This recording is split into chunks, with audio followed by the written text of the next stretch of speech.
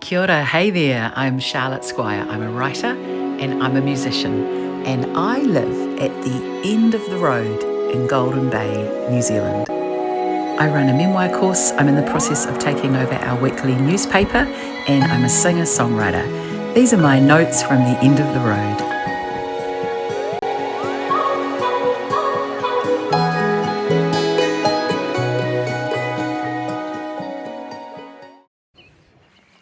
Good morning. It is dawn on a Friday morning on 15th of May 2026, and I am here on a local beach here in Takaka, Golden Bay. It's called Rototai Beach. So it's a beautiful beach, and it's high tide here at the moment, but it's quite tidal. So if I was here at low tide, I could walk for kilometres out. I thought this would be a really great place to introduce this episode of Notes from the End of the Road. Speaking of Notes from the End of the Road, in this video we talk with Grant Knowles, who's a radio presenter, about the reason he does not like the term end of the road for Golden Bay.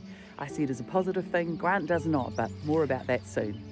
Also in this episode, I marvel as I write the headlines for the first ever GB Weekly on my watch, and I take you with me for the first article I've written probably, I think, in about a decade, which for me is a somewhat awkward experience, but also it's good to be out there, and it's a very moving community event.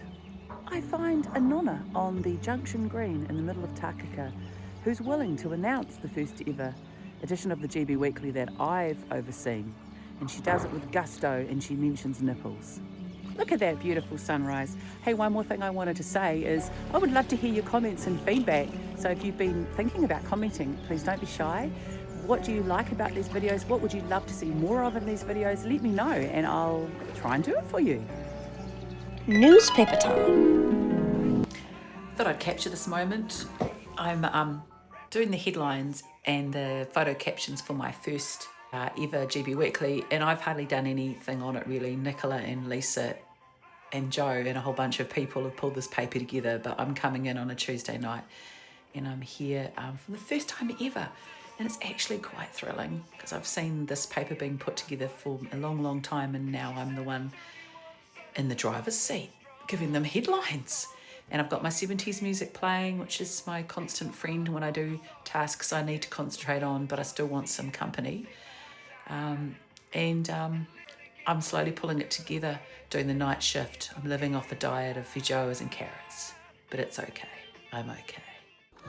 So this was Anzac Day in Golden Bay, and it was the first article that I'd done for a newspaper in quite a long time, and took lots of photos trying to find a potential front page photo, and felt nervous and awkward and far too visible as I scampered about trying to pull an article together for the GB Weekly.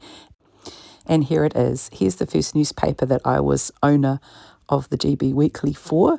Nothing changed really too much behind the scenes. We've got a really big team, amazing team behind this newspaper. We've got half a dozen reporters plus a book reviewer. We've got sub-editors, and we have designer and an admin person, and we've got a whole bunch of really dedicated delivery people, couriers and kids and mums and matriarchs, making sure that this newspaper gets out to shops around the place and letterboxes around Golden Bay. It's theoretically supposed to go to every letterbox in Golden Bay, but I know that's not true. I think we're always trying to fix that. One of the reasons I think that this little newspaper has remained so strong is that we're quite geographically isolated, cut off by this hill, the Takaka Hill. I have been going over this hill since my mother was in labour with me. What do you think about that? And the exciting thing is, or painful thing was, I was in labour with my son over that hill too. Oh, look, I met a nonna on the Junction Green. I asked her to introduce the GB Weekly, and this is what she had to say for herself. Oh, today, this is GB Weekly, the first edition. Oh, it's hot. And today we have this beautiful, on the number 2 page, a horso, bella horso.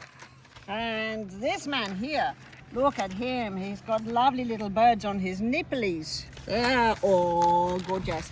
But in here, there's a photo of this man. This man here, I want to know what's his name. He's so sexy. I want to have his name and his number. Love you, Nonna. And next, we head to Fresh FM radio station. And I'm recording us right now on my phone. I'm videoing us because I've created a YouTube kind of series, and ironically, it's called Notes from the End of the Road. I heard you talking about that on the way in. Yeah, well, you can always change it. This is the beginning of the road. Notes from the beginning of the road. I really want to change that paradigm. It's just sad. But it could be seen as a good thing, like the slowing. You get here and you slow down. And the reason I've created this little series. I've just put the first video up because part of me is fascinated by what's happening in my life, that I am stepping into this new chapter, and I'm fascinated by the concept of what makes a small community paper tick, what keeps it going, what keeps it strong, why do people read it. So I'm documenting it. Music time.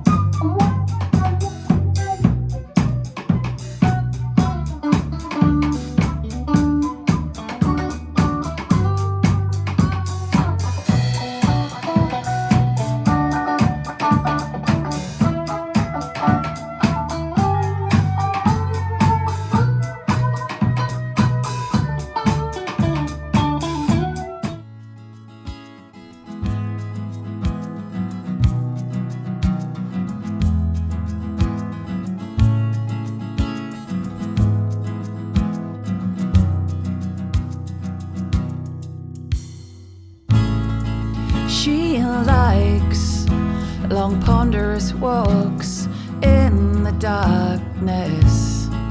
Good news, it's night time. She likes long periods of time away from the internet. Good news, a dead spot.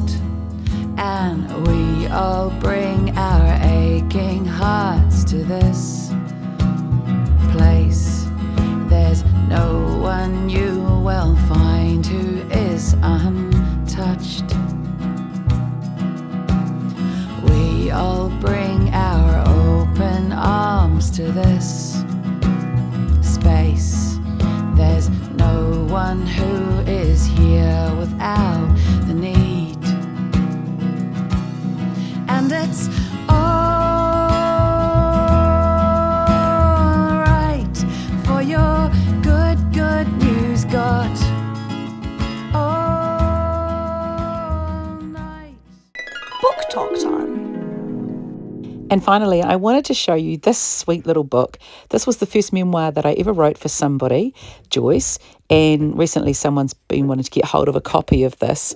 This is a sweet little story, and it includes their favourite family recipe in the back. I know the grandkids have read it cover to cover because we wrote it so that younger people could read it and enjoy it as well.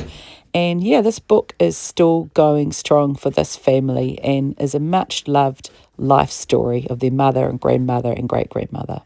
It is such a privilege to get to write these stories.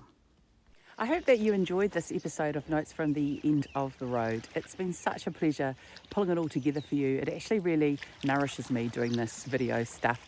I've needed something creative. I haven't been singing as much as I usually do, which I do need to get back onto. I call it vitamin sing. So wherever you are around the world, I hope that you are taking really, really good care of yourself. As my dad used to say, there's only one person on this entire planet who is you. That grammatically doesn't make sense, but you get the point that I'm trying to make. Take precious care of yourself, and I look forward to seeing you the next time I manage to get one of these videos out. I'll see you soon.